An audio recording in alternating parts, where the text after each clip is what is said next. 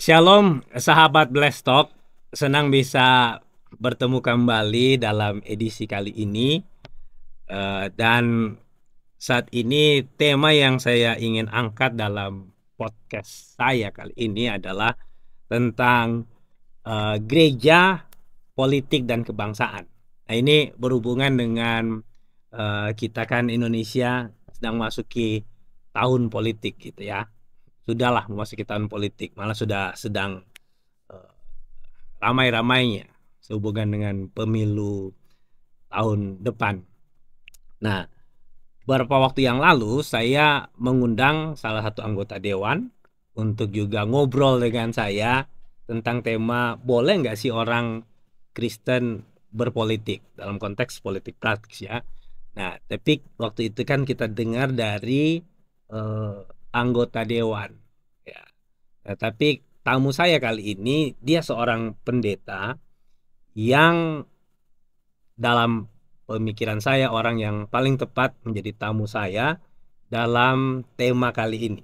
Oke, siapa beliau? Mari kita sambut Pendeta Adri Mas.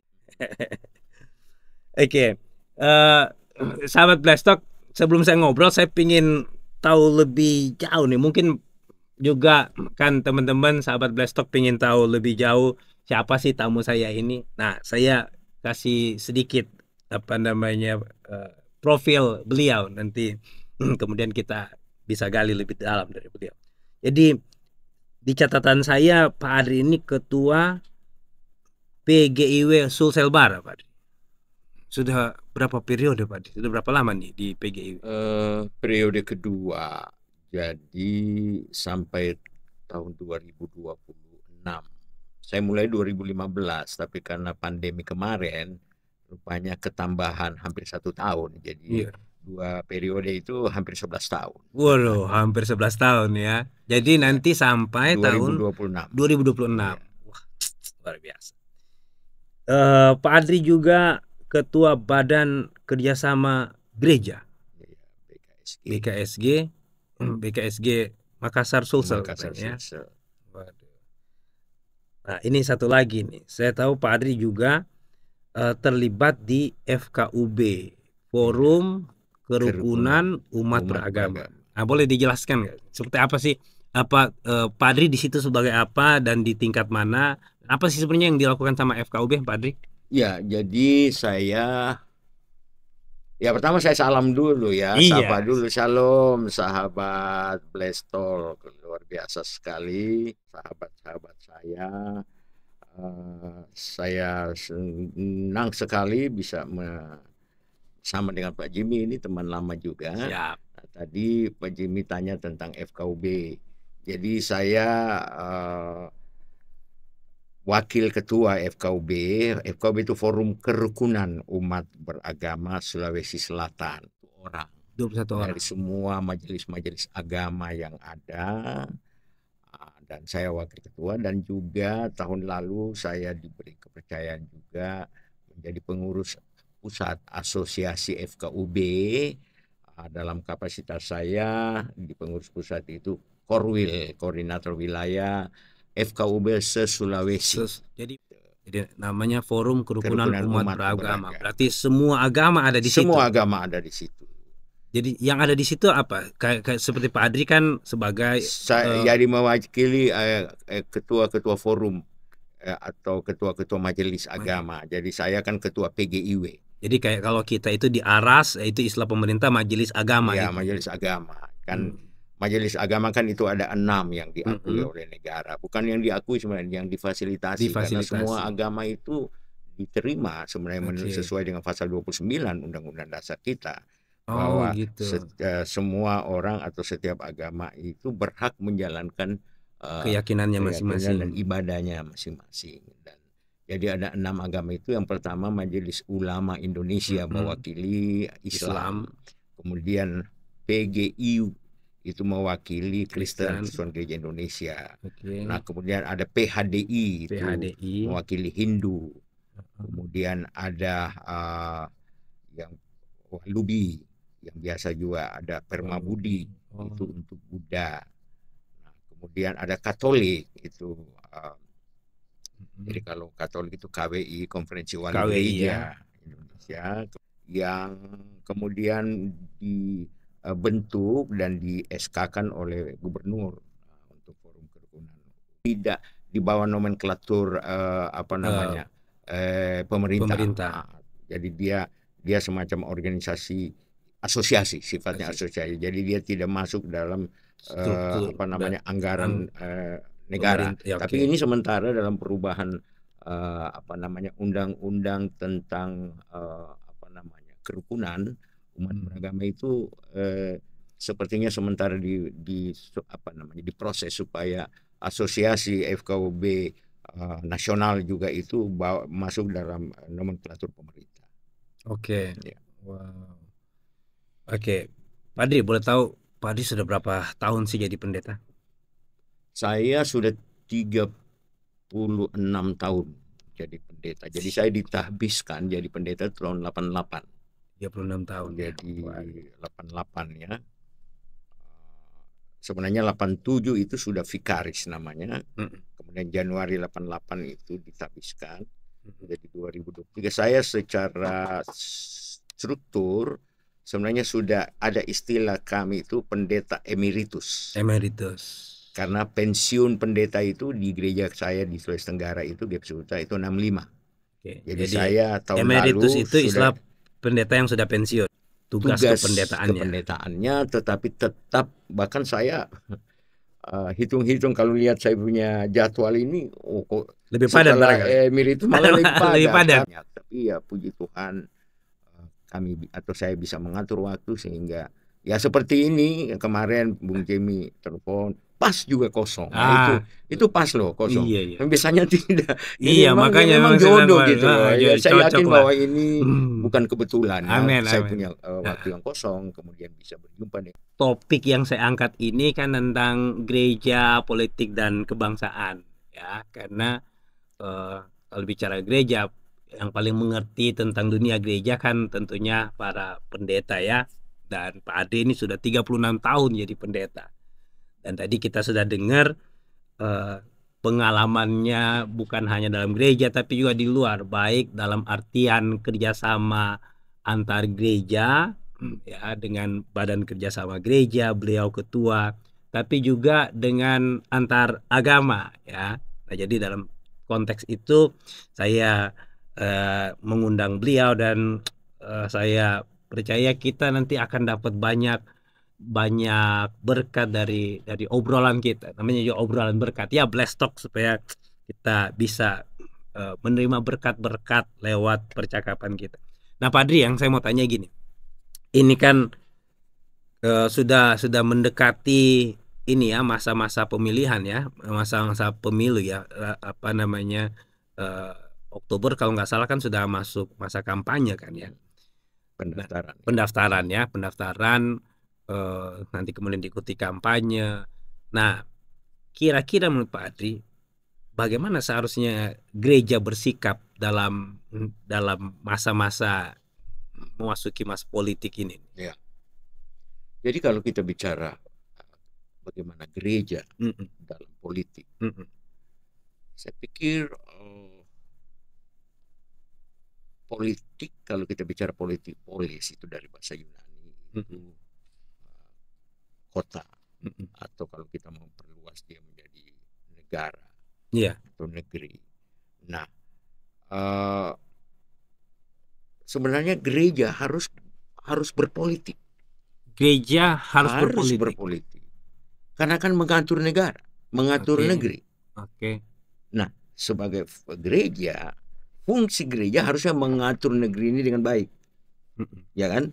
Jadi nggak salah ya gereja berpolitik, tapi tidak berpolitik praktis. Nah, itu yang harus penting. Jadi boleh berpolitik tapi tidak berpolitik praktis. Ya, berpolitik dalam artian bahwa gereja harus mengatur atau ikut mengambil bagian dalam menata negeri ini supaya negeri ini menjadi baik.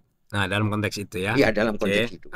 Nah, tetapi dalam politik jangan kita membawa gereja yang dalam tanda kutip di situ ada agama Kristen untuk mengatur cara-cara berpolitik. Jadi dia memberikan pendidikan politik, tapi dia tidak ikut berpolitik praktis. Nah, jadi contoh sederhana.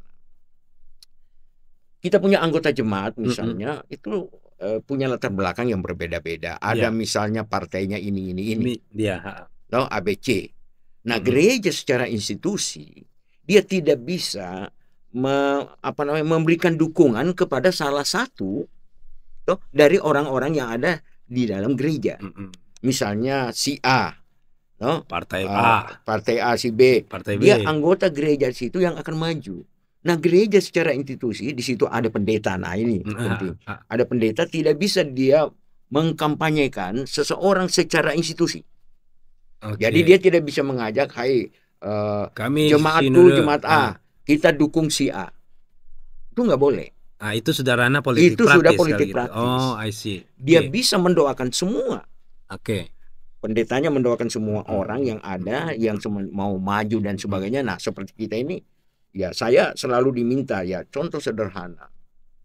Kemarin waktu mau pemilihan wali kota.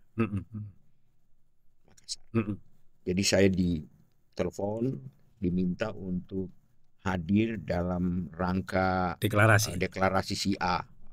Ya, katakanlah kita tahu semua calon-calon kemarin. Si B, si C, si D. Nah, saya mengatakan begini.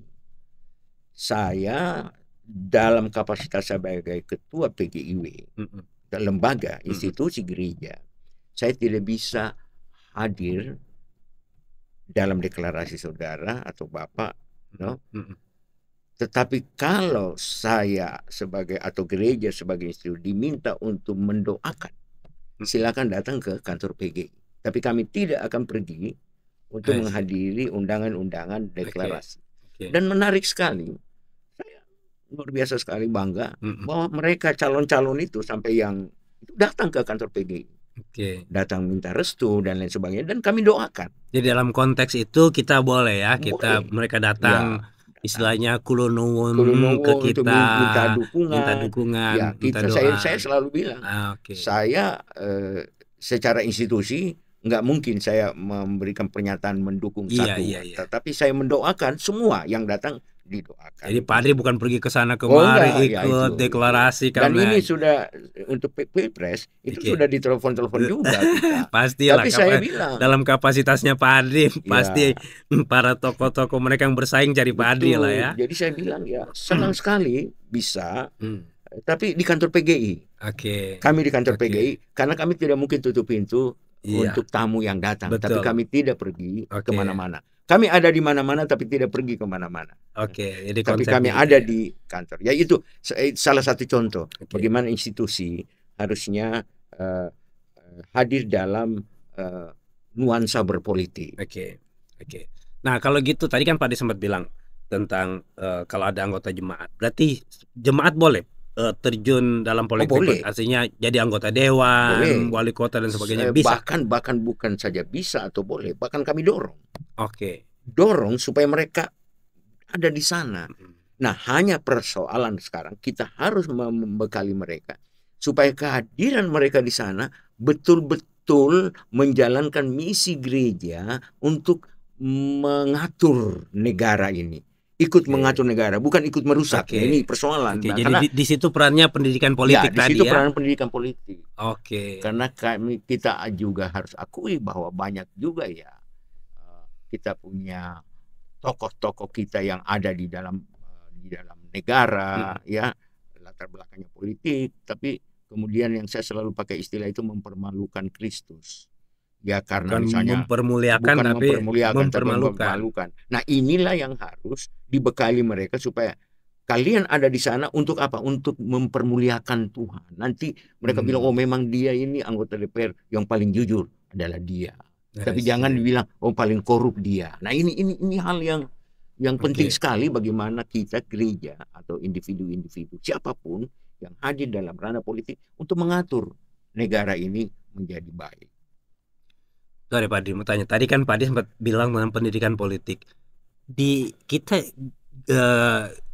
di Indonesia ada nggak ya lembaga yang istilahnya mempersiapkan jemaat ke arah itu, pendidikan politik, entah seminar atau training? Apakah PGIW ada seperti itu, Pak?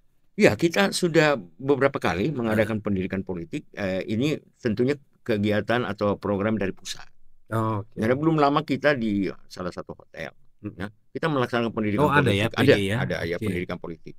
Misalnya Eh, contoh apa sih dalam misal itu dalam bentuk apa? Seminar atau training yang Lokakarya. lokakarya. Ah, Oh, oke. apa istilahnya untuk para trainer, apa itu TOT. TOT, Kita bikin Training TOT, of Trainer. training of trainer, Oke.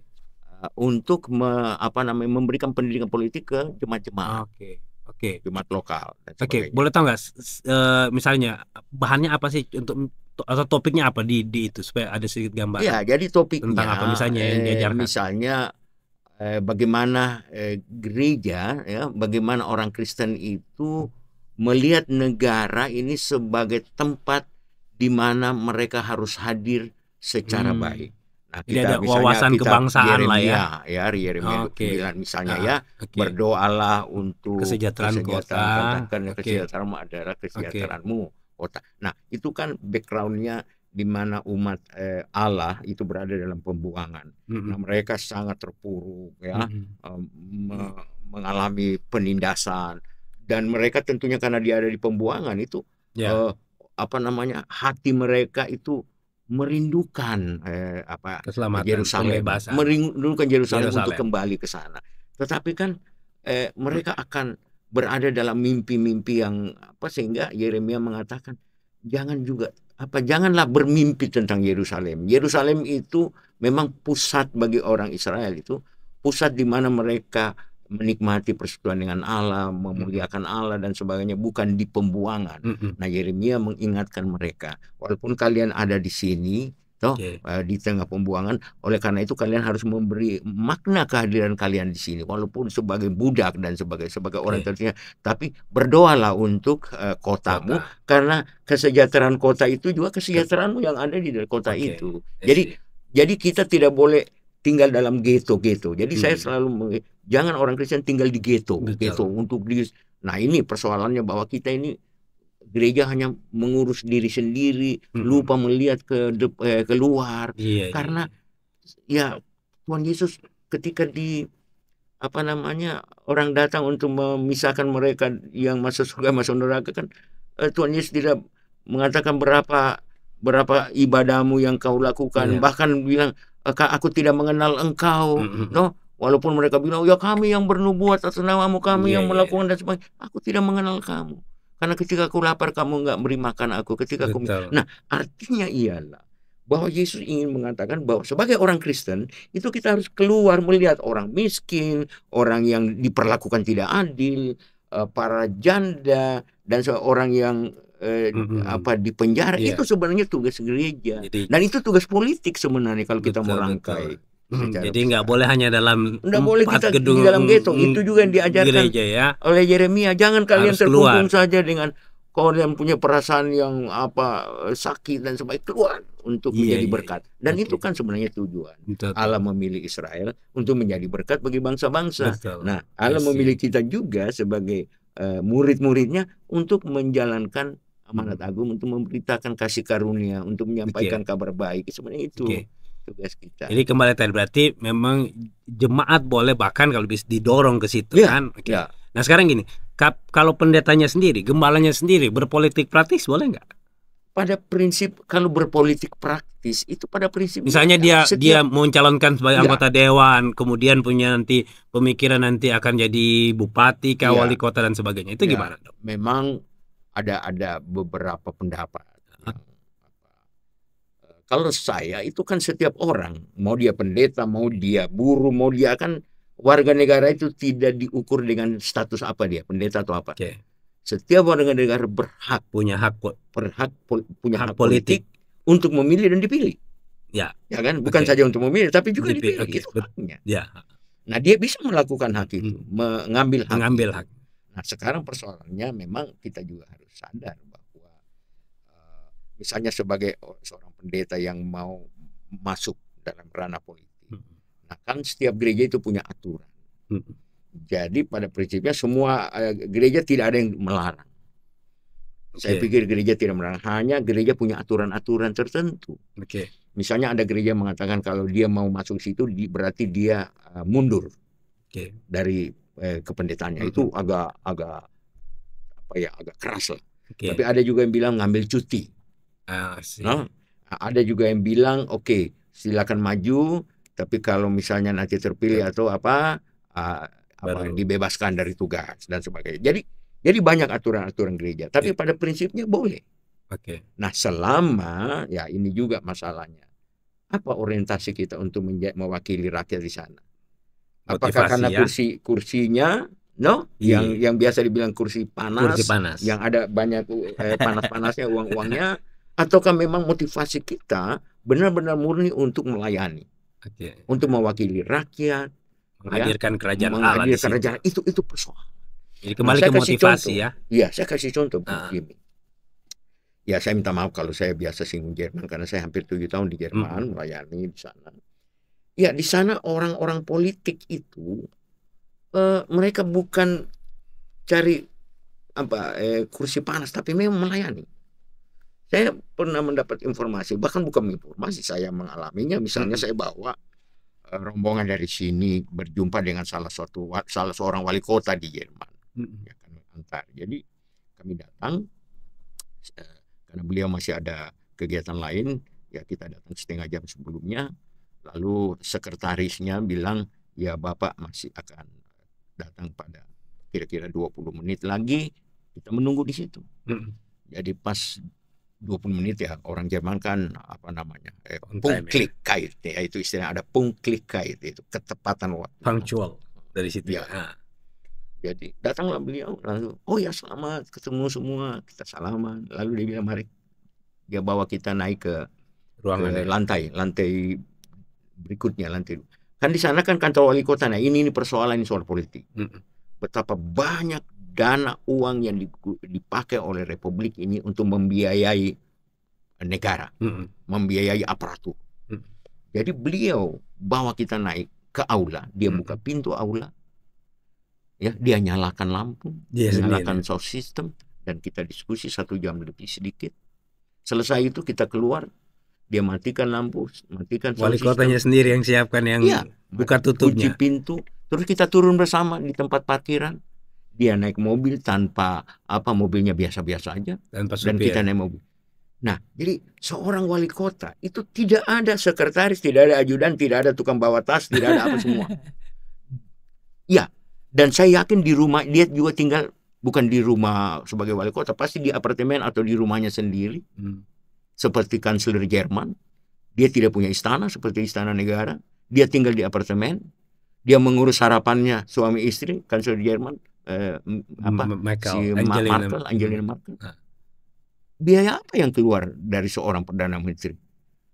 Tapi coba kita bayangkan ya, ini minta maaf ya, presiden kita kalau berkunjung, aduh, berapa miliar itu yang harus keluar? Protokolnya yang dan sebagainya. Di sana enggak ada protokol-protokol apa semua dan sebagainya.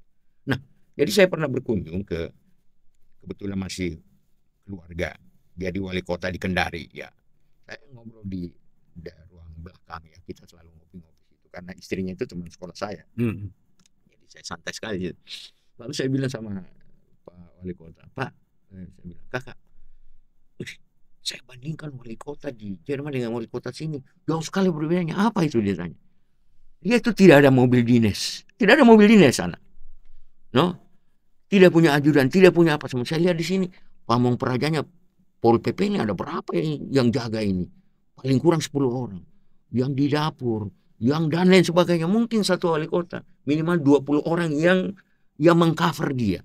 Dan berapa biaya yang dikeluarkan untuk 20 orang? Betapa banyak. Mobilnya ada berapa? Mobil istri wali kota ada apa itu PKK.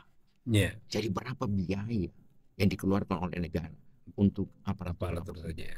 Jadi ya makanya kalau kita bicara politik di Indonesia penuh dengan money politik, ya memang jadi karena sudah membudaya sistem kita yang menciptakan itu. Dan orang mengejar kursi panas. Di sana tidak. Mereka memang, saya bukan bilang apa, tapi misalnya kampanye, di sana nggak ada kampanye-kampanyean. Nggak ada, itu kan biaya kampanye gimana? dan sebagainya. Nah itu salah satu contoh lah ya. Artinya kembali ke pertanyaan tadi, kalau pendeta atau gembala mau ikut politik praktis bolehlah, tergantung istilahnya denominasi dan Ya peraturan. boleh dan Tapi peraturan. Ya. poinnya tadi kepada motivasi ya, Pak Adri, Motivasi. ya, motivasi. Mau masuk di sana itu untuk apa kan gitu ya, motivasinya harusnya ya. Iya. Nah, Pak Adri tadi sempat singgung tuh Yeremia 29. Iya. Gimana kira-kira itu mengaplikasikan Yeremia 29 ayat 7 itu sebagai gereja dalam konteks gereja dan kebangsaan? Kira-kira itu apakah harus selalu dalam kaitannya masuk di pemerintah atau jadi anggota dewan dulu baru kemudian bisa mengaplikasikan Yeremia 29 ayat 7? Merefleksikan Yeremia 29 itu sebenarnya Yeremia ini mengatakan dan juga tidak seperti juga yang Tuhan Yesus katakan supaya kita jadi berkat, ya kan? Nah, dimanapun dalam profesi apapun kita, itu ya saya pikir doa untuk kesejahteraan bersama itu, dan saya atau kita orang Kristen itu sungguh-sungguh bangga ya.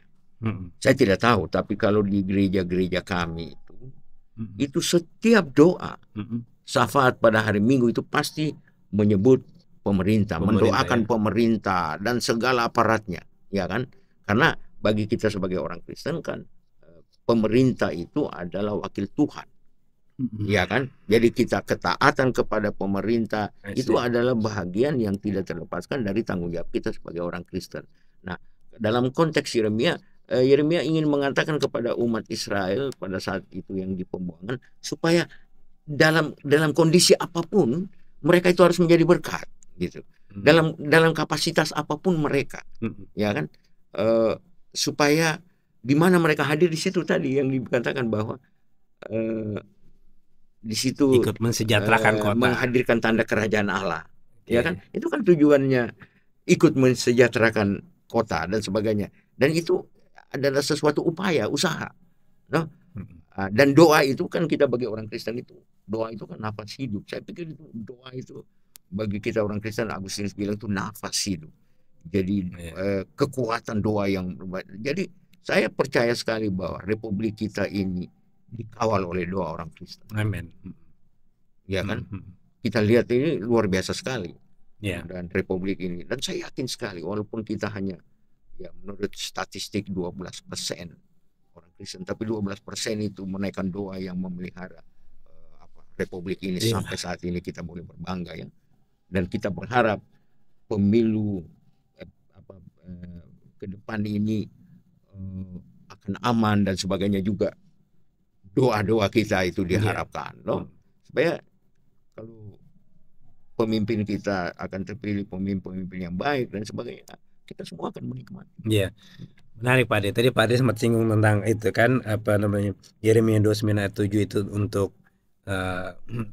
bukan Yeremia 29, yang Matius berapa? Matius 25 yang Pak Ade sempat singgung tentang pada waktu aku lapar, aku di penjara. Nah, kalau dihubungkan dalam konteks peran gereja, khususnya mereka yang ada di anggota dewan ya, di politik ya, saya jadi ingat ya, saya sebutlah namanya, Ahok pernah bilang begini kan, sekaya-kayanya saya memberkati, saya memberi makan orang miskin, saya terbatas juga saya punya keuangan. Tapi kalau saya menggunakan uang negara untuk membiayai orang miskin, jadi dalam konteks itu saya pikir kita perlu juga ngambil peran di situ Pak Adi, ya, mendorong jemaat untuk ke situ. Tapi kembali ke yang Pak Adi tadi bilang, motivasinya mesti benar ya, nggak boleh pribadi, tapi bagaimana mensejahterakan. Dari saya coba hubungan tadi Yeremia 29 ayat 7 dan Matius 25 yang Pak Adi tadi bilang. Jadi memang begini ya, saya sudah sering sekali diajak waktu di Kendari, Pak Pendeta,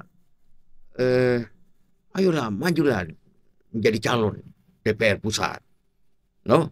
Ada yang menawarkan DPD, no?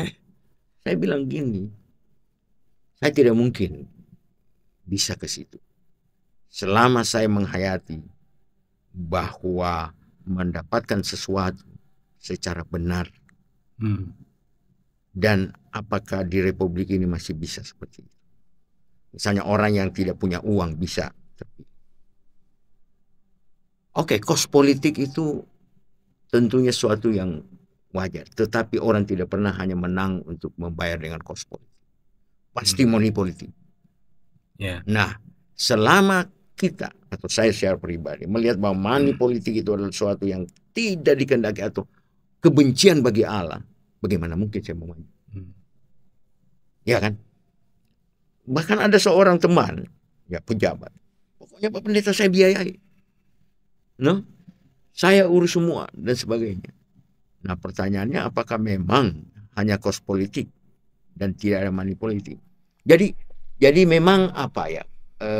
Kita begini, kita harus mengingatkan kepada jemaat bahwa menjadi berkat bagi sesama, bagi bangsa ini tidak harus menjadi penyelenggara negara atau apapun ya, karena ya banyak sekali saya tadi lihat itu seorang ada video bagaimana anjing itu merampas makanan dari seseorang, kemudian dia pergi, lalu ini orang kejar anjing itu, terus pas dia tiba di anjing dia lihat ekornya, rupanya anjing itu dia mencuri makanannya itu, dia kasih makan seorang yang di apa itu yang tidak punya tangan. Akhirnya dia terharu, kemudian dia pulang, dia belikan makanan yang banyak dan sebagainya. Saya dalam hati saya, anjing saja ya, peduli dengan iya, anjing saja punya kepedulian gitu, punya cinta, apalagi kita manusia gitu. Nah jadi saya pikir apapun kapasitas kita, apapun profesi kita, yang penting bagi kita menjadi orang Kristen itu menjadi berkat. Jadi berkat ya. Menjadi berkat. Itu sebenarnya kuncinya. Nah seperti tadi dihubungkan dengan Matius 25. Jadi Tuhan tidak menilai kita punya apa yang kita sudah lakukan. Bahkan ada orang bilang kita harus Tuhan, apa namanya, Tuhan kan tidak butuh dikasihani, tidak butuh diperhatikan. Yang dibutuhkan itu orang. Makanya Tuhan bilang, bagaimana mungkin kau mengasihi aku yang kau tidak lihat, sedangkan sesamamu yang kau kelihatan tidak kasih itu yang kelihatan. Ini hal-hal yang begini yang sebenarnya. Jadi bagi saya tidak alergi. Silakan, saya mendoakan. Ada tadi lagi ada yang telepon dan banyak yang telepon yang anggota-anggota. Pak Pendeta, tolong saya mau didoakan khusus untuk karena saya mau maju. No, saya bilang oke, saya doakan, saya dorong, no, dan sebagainya. Tapi saya ingatkan juga supaya jangan kau permalukan Kristus di situ. Kau memuliakan Kristus di situ. No, kau menjadi pengurus negara, pengurus bangsa, pengurus masyarakat yang baik. Ya itu hal penting.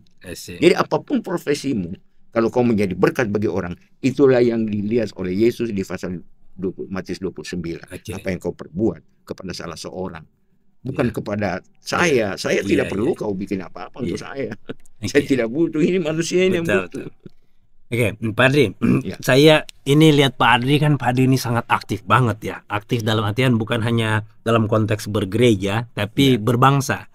Apalagi sebagai wakil ketua lah ya, kalau tingkat provinsi FKUB, masuk juga pengurus pusat untuk wilayah Sulawesi. Saya ngikutin Pak Adri nih kok, wah kalau dengan mereka ya, kawan-kawan dari agama-agama lain, saya ngikutin dari jauh, ini kok Pak Pendeta ini pede sekali ya bertemu dengan, sementara ada banyak kita, saya lah kalau ketemu dengan mereka masih kadang-kadang nih kata kita kan suka dibilang ini kamu Kristen kan minoritas di sini, tapi waktu lihat Pak Adri, waduh ini kayaknya mentalnya bukan mental minoritas. Sepertinya saya sulit sekali ini menjelaskan bagaimana itu yang dilihat Bung Jimmy. Tapi saya juga tidak saya pada akhirnya kalau mencoba merenungkan semua itu, pada akhirnya saya tiba pada kesimpulan bahwa di belakang semua yang saya lakukan, yang saya buat, itu adalah bagian dari doa saya setiap pagi, malam, supaya Tuhan yang melakukan itu dalam pribadi saya. Nah, saya tidak pernah juga bermimpi membayangkan jadi pembina atau penasihat di uh, Gus Durian ya, kita tahu Gus Durian Ya itu Pak ya. Adri penasehat di Gus Durian. Iya, saya pembina di situ. Jadi Pembina di Gus semua Durian. dinamika yang ada berkaitan dengan agama dalam sebagainya dalam konteks Gus Durian, semua. Ini di Gus Durian dalam apa? Tingkat apa Ya saya di sini penasihat di Sulawesi. di Sulawesi. Gus Durian Ya, Sulawesi. tetapi di nasional Di juga saya nasional masuk juga. karena kita grup, no? Grup. Jadi saya lihat di situ semua dinamika Wah. bagaimana teman-teman di Gus Durian, NU, para Ansor dan sebagainya itu melihat tentang misalnya Islam Nusantara yang sangat moderat dan sebagainya, dan kami masuklah di situ. Jadi saya juga misalnya contoh ya di FKUB, saya memang wakil, tapi saya paling sering sekali diminta oleh ketua FKW untuk mewakili FKUB. Iya, saya suka lihat kadang-kadang siapa Prof Rahim ya, Ya, kalau Prof Rahim ketua FKUB sehingga itu terkadang saya dia pernah berhalangan Pak Adri yang ya, diminta mewakili. Misalnya ke tingkat nasional, sering saya memperkenalkan diri kalau mau bertanya atau apa ya, Pendeta Adri masih FKUB Sulsel, kan pasti orang Sulsel kan itu 92% kan Muslim. Kok bisa Pendeta Adri yang representasi dari FKUB? Nah, seperti itulah ya. Dan banyak lagi ya. Kami ada kemarin lagi, ini menarik ini, FKLA. Saya juga menjadi pengurus FKLA itu, Forum Kemanusiaan Lintas Agama. Nah, ini lagi ada forum baru kita. FKLA, Forum Kemanusiaan Lintas Agama. Jadi di sini kemanusiaannya. Walaupun dalam konteks beragama ya. Nah, kami ada sementara mempersiapkan festival telur. Jadi festival telur itu karena dalam rangka Maulid Nabi Muhammad kemarin. Jadi simbol Maulid kan itu telur. Nah, kemudian Pasca itu telur simbol juga. Pasca. Dan juga baru tahu saya simbol Maulid itu telur. Telur. I see. Kemudian Hindu juga telur. Jadi itu telur itu akhirnya kita sepakat bahwa telur itu adalah simbol kehidupan. Jadi kalau telur itu keluar dari dalam itu akan hidup. Tapi kalau telur itu dirusakkan dari luar itu akan binasa. Nah, itulah yang kita mau lihat lintas agama, kemudian misalnya kerukunan itu kita coba merefleksikan nilai-nilai dari agama-agama itu kita satukan untuk kita. Jadi kita simbolkan ini ada 6 agama membawa telurnya masing-masing ya dengan simbol-simbolnya. Kemudian kita bawa dalam satu wadah di mana kita kumpulkan telur itu kemudian menjadi telur besar, menjadi telur besar, dan itu telur itu adalah bola dunia. Ya kan? Yang bagaimana kehidupan di dunia ini sangat-sangat ditentukan bagaimana hubungan antar agama saling saya pikir ya menarik sekali. Saya sudah berulang-ulang ngomong ini, tapi karena ini bagus saya selalu bilang pada saat kami adakan rapat kerja nasional FKUB di Kaltara di Kalimantan Utara. Itu Pak Nasaruddin Umar itu Imam Masjid Besar Istiqlal mengatakan begini, kalau Al-Quran diperas tertinggal satu kata, maka yang ada itu adalah cinta. Nah, saya juga langsung otomatis juga merespon. Kalau Alkitab diperas tinggal jadi satu kata, yang ada kasih. Nah, teman dari Hindu Pak Nyoman waktu itu juga mengatakan kalau kitab Veda diperas dengan satu kata, itu adalah damai. Nah, jadi saya bilang, kalau semua agama-agama merepresentasikan cinta, kasih, damai, agama-agama itu harusnya menjadi sumber damai sejahtera, sumber yang baik bagi negara. Nah, tapi kalau agama-agama itu disalahgunakan, nah ini yang karena itu agama itu kan dari A dan agama itu tidak, agama itu kacau. Yang sering menyedihkan kalau agama menjadi sumber kekacauan, bukan justru sumber cinta kasih atau sumber kasih atau ya. Artinya sebagai orang Kristen kita bukan hanya punya hak tapi juga tanggung jawab untuk membangun negeri ini, bangsa ini. kesejahteraan. Jadi harusnya istilah minoritas itu nggak boleh dipakai dong ya. Dulu itu memang biasa orang pakai, tapi sekarang kita menghindarlah kata mayoritas dan minoritas. Karena mayoritas dalam arti apa? Mungkin ada orang mayoritas dalam arti begini, tapi dia mayoritas dalam konsep yang lain atau dalam tatanan yang lain. Nah, sehingga kita tidak pakai lagi sebenarnya minoritas mayoritas, walaupun memang kalau kita mau bicara statistik, tapi kita bicara bukan lagi statistik, tapi kita bicara bahwa siapapun, satu orang pun dia orang, tetapi dia adalah warga negara Indonesia, dia juga punya hak yang sama, punya kewajiban yang sama. Hanya kita sering kali kan hanya menuntut hak, tapi kita lupa ada kewajiban. Nah, itulah kita sebagai orang Kristen. Jangan kita hanya menuntut hak, tapi juga kita melakukan kewajiban kita, khususnya Yeremia pasal 29 ayat 7. Nah, Pak Adri, ini kan karena Pak Adri juga banyak ketemu dengan teman-teman dari agama lain ya. Saya jadi ingin bertanya, menurut Anda sendiri gimana tentang isu atau pandangan tentang pluralisme agama? Itu dalam konteks kita sebagai orang Kristen, apalagi Pak Adri yang banyak gitu ya. Ketika kita ketemu dengan mereka dari agama-agama yang lain, kan pasti, apalagi kadang-kadang kalau misalnya Pak Adri kan juga mungkin suka diundang pergi ke masjid, ke vihara, pura dan sebagainya. Dalam konteks iman kekristenan kita, ketika harus pergi ke tempat-tempat begitu, itu gimana tuh Pak Adri?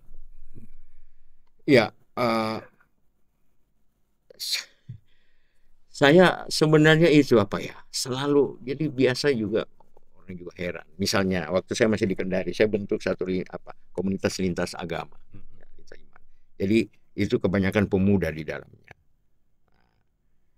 Jadi kami punya program itu setiap 2 minggu sekali kami mengadakan istilahnya pembersihan rumah-rumah ibadah, ya kan. Nah, karena saya ketuanya waktu itu, jadi giliran kita mau bersihkan rumah masjid. Jadi ada sponsor, kita dapat cat untuk mengecat pagar-pagar masjid dan sebagainya. Nah, sudah kita kerjakan itu. Jadi jam 11 itu kita istirahat mau minum. Kemudian kita ke rumah Pak Imam masjid itu, kita di rumahnya snack. Lalu saya bilang, Pak Imam, minta maaf Pak, saya tidak bisa lanjut karena saya masih ada ceramah. Terus Ibu Imam itu langsung nyeletuk, Pak Kiai mau di mana ceramahnya, di masjid mana? Saya bilang saya mau ceramah di gereja. Jadi kira Pak Adri ini Kiai. Dia kira saya imam, Bapak Kiai. Saya pendeta, ibu. Kaget dia. Oh, pendeta. Oh iya. Dan saya merenungkan, pastikan dia tidak menyangka seorang pendeta datang chat masjid dan sebagainya. Luar biasa ya. Nah, itu seperti itulah yang sebenarnya kita. Dan di sini juga banyak saya malah di kantor MUI di situ ya, di masjid raya di situ. Ya, saya biasa ke situ ke teman-teman di MUI. Karena saya bagaimana ya? Saya melihat orang itu tidak melihat lagi dari agamanya. Saya melihat dari sahabat saya, teman saya, sesama manusia. Mau agamanya itu bukan soal lagi itu bagi saya. Sehingga ya mungkin itu juga anugerah juga yang Tuhan beri sama saya, bukan kebetulan juga, karena tidak semua orang mendapat talenta itu. Dan ya saya selalu sering sekali bahwa justru di tengah-tengah kegiatan-kegiatan itu ya kita selalu bukan bilang yang tapi biasa mempengaruhi, sehingga kadang-kala ya saya minta maaf kalau dalam komunitas kita mau rapat misalnya, selalu tanya Pak Pendeta Adri, waktunya kapan kita mau rapat? Ini baru-baru saja ini FKLA gitu ya. Mau rapat ini dalam rangka persiapan. Nah, ketua panitianya bilang, Pak, kita mau rapat ini dengan majelis-majelis agama. Waktunya Pak Pendeta kapan supaya kita bisa atur?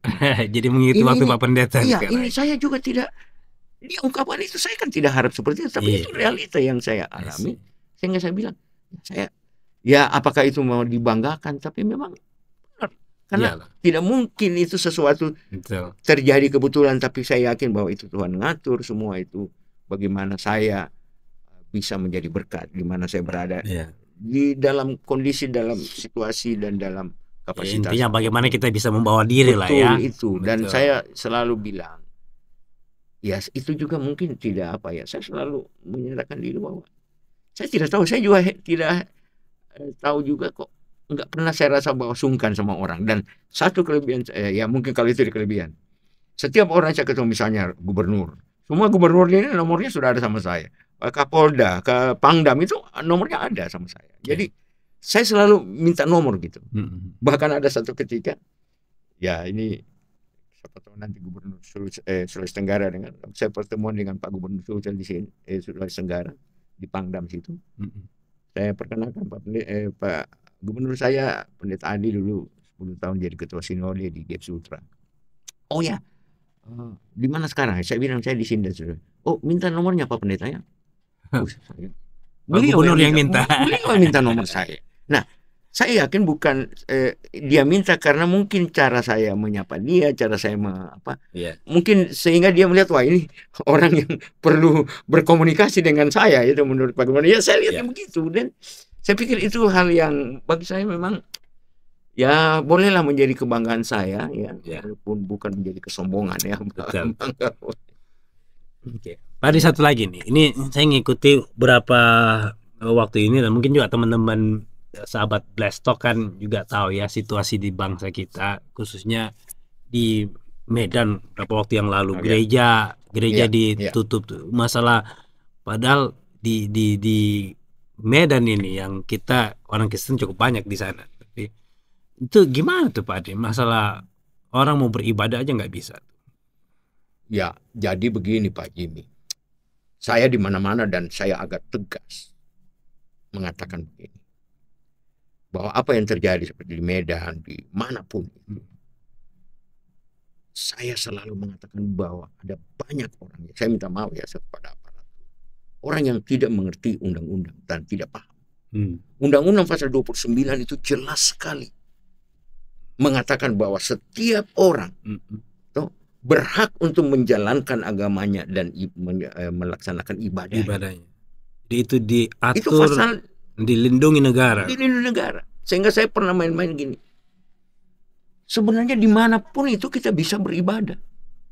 Mau di jalan kek, mau di mana. Karena undang-undang. Konstitusi. Undang-undang mengatur. Selama misalnya kalau kita beribadah tidak mengganggu orang. Nah tapi yang saya sangat sesalkan, ketika ada sekelompok orang yang datang menghentikan orang sementara beribadah, ya kan? Kemudian ada aparatur datang, polisi, justru ikut juga menghentikan itu ibadah. Seharusnya dia melindungi dong orang beribadah. Dia datang melarang orang yang datang melarang orang beribadah. Itu kan persoalannya. Jadi ini bangsa kita memang masih banyak masalah. Nah misalnya pemahaman tentang aparatur. Seorang misalnya wali kota di mana, di Cirebon atau di mana itu, yang datang juga mengikut melarang orang, bahkan menutup. Itu apa? Justru dia harus melindungi loh ini. Harusnya dia yang masyarakatnya kan bukan masyarakat yang datang melarang, tapi yang dilarang juga itu masyarakatnya. Nah pertanyaannya sekarang, oke lah kalau dilarang misalnya di orang di gereja yang tidak resmi, ya karena ada aturan kita di negara ini. Ya memang kita punya apa namanya berkaitan dengan peraturan bersama 2 menteri dengan 60-90 apa namanya izin membangun rumah ibadah. Iya itu rumah ibadah, beda dengan beribadah. Orang beribadah dimanapun saja bisa. Artinya apa namanya undang-undang tentang 60-90 itu untuk izin mendirikan bangunan rumah ibadah, bangunan. Tapi untuk beribadah itu nggak perlu izin. Tidak boleh, tidak perlu izin. Ngapain mau izin? Orang beribadah kok mau izin sama Tuhan. Misalnya kalau misalnya ada satu katakanlah gereja gitu ya, mereka belum ada gedung gereja sendiri, terus mereka mau beribadah di hotel misalnya, mereka nggak perlu izin dong. Oh itu nggak perlu dong, nggak perlu. Karena itu dijamin sama konstitusi untuk Iya, hak dijamin sama beribadah. konstitusi. Selama dia tidak mengganggu Iya. orang, itu di situ Ya masalahnya. kalau orang ibadah di hotel kan sudah aman, Iya, parkirnya iya, aman dan sebagainya. Jadi kalau orang mau gereja mau buat ibadah di hotel itu tidak sebenarnya perlu izin. tidak ada aturannya dilarang, nggak ada. Yang dilarang itu mendirikan rumah ibadah. Oke, itu Kalau ibadah itu selama tidak mengganggu orang, saya pikir itu hak itu hak. dan dilindungi oleh negara. Dilindungi Jadi harusnya oleh negara. aparat juga Nah, menjalankan dan Presiden undang-undang Jokowi itu kan ya. sudah pernah bilang, awas, hati-hati, Betul. no, bagi mereka yang melarang orang beribadah, karena Oke. itu melanggar Undang-Undang 29 loh itu I see. dan sebagainya. Betul. Dan saya biasanya keras juga, saya malah bilang ya di forum-forum juga saya ngomong, ada pemerintah saya bilang ya misalnya polisi, masa polisi datang ikut menutup itu apa orang beribadah, melarang loh. Polisi melindungi mereka beribadah. Iya, iya. Yang di anu ini diusir ini orang yang datang mengusir orang mau beribadah ini yang Iya, salah. bukan itu Iya kan dong, luar biasa. betul. Itu kan kadang-kala. Jadi saya selalu minta maaf pada aparatur yang mendengar ini. Kadang-kala aparatur negara juga tidak mengerti undang-undang. Iya. Minta maaf. Dan pemerintah juga. Seorang wali kota melarang orang beribadah gimana? Iya. Nah, mudah-mudahan program kita ini didengar sama pejabat pemerintah, Iya, aparatur betul. negara. Dengarlah keluh kesah kami, Bapak, Ibu. Karena tidak ada apa namanya. Justru saya ini soal izin mendirikan rumah ibadah. Saya di mana-mana forum saya bilang begini. Kok kenapa sulit sih izin rumah ibadah, bangun rumah ibadah? Bangun panti pijat, bangun apa itu kok cepat sekali Iya, keluar. betul. Itu untuk apa? Ini untuk memuliakan Tuhan tuh. Tidak Untuk ada yang maksiat agama. malah Iya, gampang malah cepat. izinnya. Ini untuk Rumah ibadah beribadah. kan untuk menyembah Allah. Iya. Kok dilarang, malah kalau saya didorong lah supaya orang-orang Difasilitasi, dipermudah harusnya. Ini sebenarnya Betul, yang masalah. Saya setuju. kita. Jadi saya memang hanya juga catatan juga untuk kita orang Kristen. Ya. Saya baru-baru diundang sama Pak Ketua FKB Kota karena ada masalah di salah satu yang nggak usah saya sebut gerejanya. Itu mereka dilarang untuk bangun ibadah situ, beribadah dan sebagainya. Lalu saya datang, lalu diskusi lah dan sebagainya.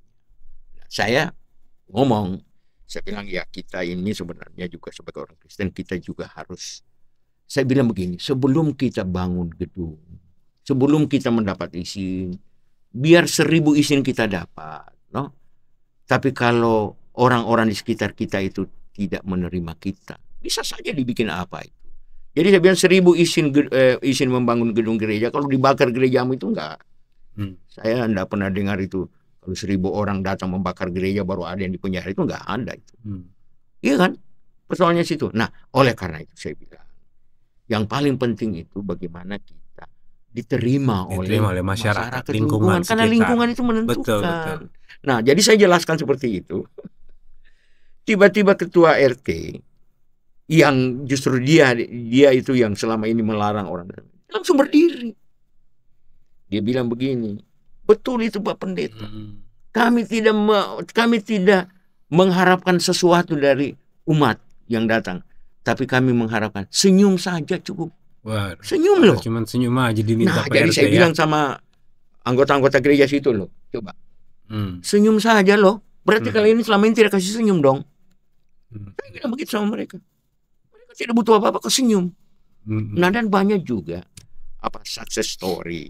Bagaimana orang misalnya di satu tempat, mereka itu orang Kristen hanya berapa ya, 10 kakak, tapi mereka sangat baik sama lingkungan. Kalau ada acara-acara Muslim itu mereka datang bantu bangun masjid dan sebagainya. Lalu suatu ketika ini ketua yang ya katakanlah yang dituakan dari Kristen itu bilang sama Pak Imam yang kita juga rindu punya gereja. Kalau kita bisa punya gereja, mereka bangunkan gereja. Oh iya? Iya, mereka langsung panitia bikin gereja untuk mereka. Nah, lalu ada perlu izin? Enggak ada kan? Iya. 10 kakak lagi kan, itu 90-60 itu cuma 10. Tapi mereka dibangunkan oleh saudara-saudara Muslim. Nah, itulah yang seharusnya karena mereka punya hubungan yang baik. Bangsa kita ya. Iya. Karena memang selama saya banyak kali di Kendari juga pernah. Saya bisa merasakan tuh emosi. Nah, di Kendari pernah. Itu mereka sudah 16 tahun itu tidak pernah keluar izinnya. Ya. Lalu satu ketika saya dikasih tahu. Saya langsung kasih tahu Pak Ketua FKUB di sana. Saya bilang, Pak, ini saya mau bicara dengan apa. Kebetulan ada rapat kerja FKUB seprovinsi. Ada FKUB semua. Nah, lalu Pak Ketua FKUB provinsi bilang, oke, kita panggil Ketua FKUB Kota Makassar, Kota Kendari untuk bicarakan. Saya langsung telepon panitia pembangunan gedung gereja, datang kalian di sini. Semua datang. Lalu dibicarakan. Nah, masalahnya semua sudah terpenuhi, bahwa bahkan 90 lebih, no? Dan 60 lebih terpenuhi, yang mendukung tanda tangan. Sudah terpenuhi, apa lagi? Tapi kenapa tidak keluar? Nah, rupanya ada orang yang memang di belakangnya yang melarang. Lalu kita bicarakan lah. Lalu saya bilang begini, ya karena sudah memenuhi, nanti Pak Ketua FKUB tolong diproses ini. Diproses, selesai. 16 tahun penantian itu hanya dalam satu jam pertemuan ya. Selesai. Nah, tidak sampai 1 tahun ya mungkin, karena sudah siap mereka, hanya belum dapat izin.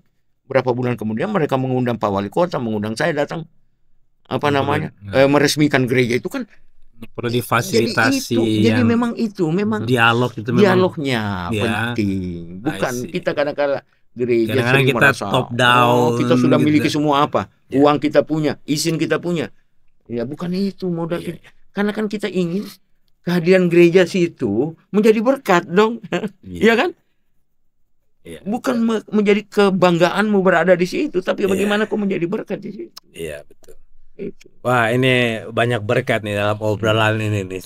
Kayaknya mesti sering datang-datang ke podcast saya nih Pak Adri nih, supaya bisa mencerahkan teman-teman sahabat Blessed Talk. Iya. Pak Adri, boleh nggak kasih closing statement ke sahabat Blessed Talk? Kira-kira pesan apa yang Pak Adri mau sampaikan?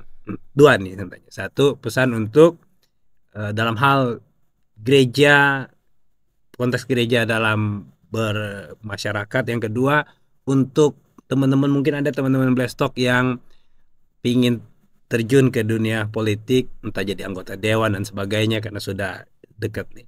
Nah, kira-kira Pak Adri mau pesan apa ke mereka? Silakan. Yang pesan yang kedua dulu. Yang kedua, itu bagaimana ya? Begini, saya itu selalu melihat kalau Tuhan buka pintu untuk kita masuk kemana saja, tidak ada yang bisa tutup. Amin. Tapi kalau sudah Tuhan tutup, jangan kau paksakan masuk. Nah, bisa kau paksakan masuk, kau bongkar pintu itu. Tetapi kau ilegal di situ. Dan orang-orang ilegal atau perampok, pencuri tidak akan jadi berkat. Nah, oleh karena itu saya bilang, oke, silakan jalan, kalian sudah masuk terdaftar. Jalankan dengan baik, kalau memang kayak Tuhan memang sudah merencanakan atau sudah mengatur kau di situ, nggak ada orang yang bisa larang, bisa tutup. Yang penting jangan bongkar pintunya. Jangan jadi bongkar pintunya. Caranya harus baik. Politik itu membongkar harus pintu. Harus elegan lah ya. Elegan. Jangan manipulatif. Ya. Oke. Kita memang tidak mudah juga untuk memisahkan antara money politik dengan cost politik. Itu memang agak sulit. Agak tipis. Tapi kan kita bisa hati kita tahu itu apa itu money politik kan gitu. Kita beli suara orang. Kan dalam pertemuan saya diundang untuk gereja dan politik ya, dan dengan dari Bawaslu, orang Bawaslu di Sekolah Tinggi Teologi Intip. Jadi kita 2 orang pemateri. Lalu Bawaslu itu bilang itu soal suara. Yang paling sering itu suara dicuri. Suara dicuri dan sebagainya, dibeli dan sebagainya. Nah, itu bahaya sekali dan sebagainya. Itu bisa hukumannya apa? Nah, saya bilang begini. Ya, saya justru melihat bahwa ada istilah Vox Populi, Vox Dei. Suara Allah itu suara rakyat. Suara rakyat, suara Allah. Jadi kalau kita membeli suara rakyat atau menjual suara rakyat, itu kita menjual suara Allah. Saudara-saudara, bisa nggak saudara bertanggung jawab kalau sudah mencuri suara Allah? Langsung Bawaslu itu, itu betul itu Pak Pendeta, ini perlu digaungkan ini, bahwa suara rakyat itu suara Allah. Jadi kalau kita mencuri atau membeli, itu kita membeli. Kau mau bayar berapa suara Allah? Berapa modal memberi suara Allah? Kalau tidak bisa, oleh karena itu jangan pernah lakukan. Ya kan? Ini apa, dari Bapak Sili juga bilang, wah itu betul Pak Pendeta perlu. Nah artinya bagi saya silakan kita dorong, kita dukung, karena kita tahu bahwa kalau kalian ada di sana pasti kalian walaupun mungkin tidak banyak, tapi minimal kalian juga akan menjadi berkat bagi gereja. No? Tetapi dengan cara yang elegan, dengan cara yang bisa kau pertanggungjawabkan. Bukan saya sama manusia, tapi sama Tuhan. Gitu. Itu paling penting.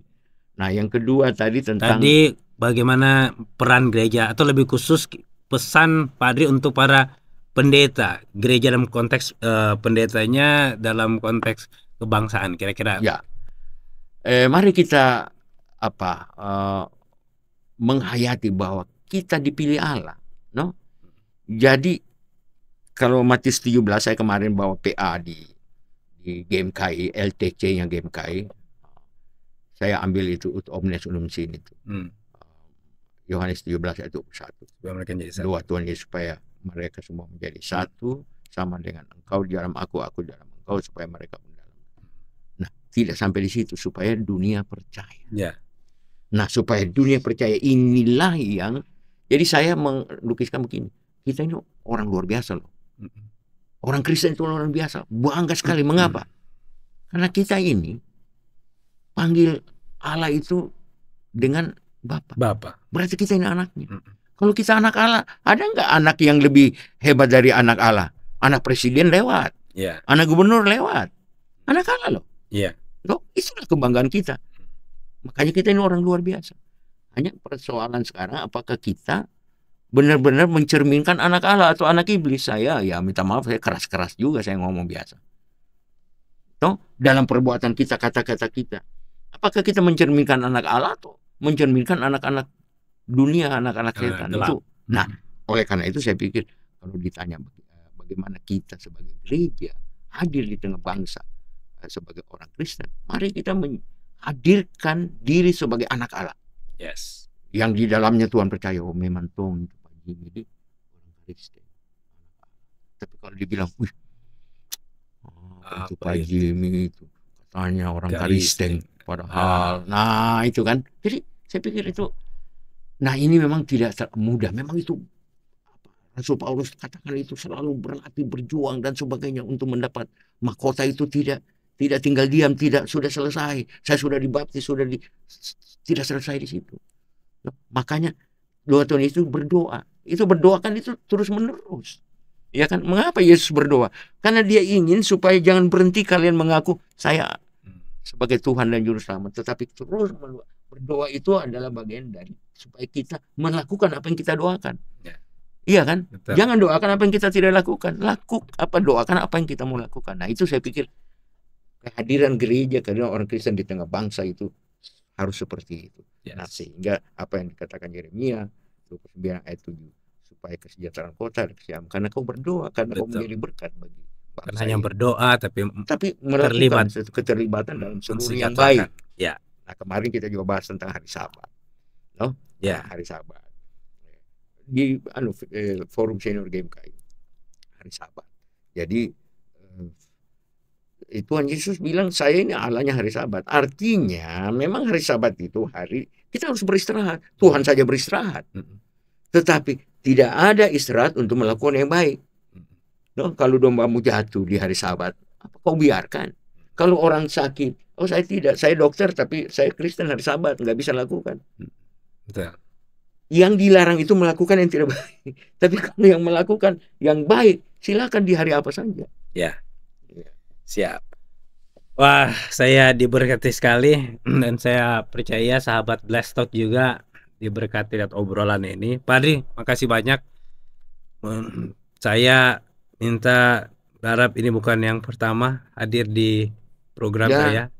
Kita ketemu sekali, lagi karena masih banyak tema-tema kayaknya yang perlu kita obrolkan bersama dalam konteks kebangsaan dan sebagainya. Masih banyak pertanyaan saya, cuman waktunya terbatas sekali. Berikutnya Pak Dri. Oke, baik, siap Pak Jimmy. Siap. Oke. So in closing, sahabat Blessed Talk, jadi dari semua yang tadi kami obrolkan, Ambillah apa saja yang menjadi berkat buat teman-teman, sahabat Blessed Talk, dan tinggalkan apa yang tidak menjadi berkat. Oke. Tapi kalau itu memberkati teman-teman, bagikan itu kepada yang lain supaya kalau teman-teman sudah diberkati lihat obrolan ini, orang lain juga diberkati. Supaya waktu kita diberkati, kita jadi berkat buat orang lain. Bless to be a blessing. Bless to bless. Tuhan memberkati. Shalom, saya dan Pak Adri. Selamat semua. Tuhan memberkati. Sampai bertemu dalam program yang akan datang. Oke. Oke. Wah, ini mantap.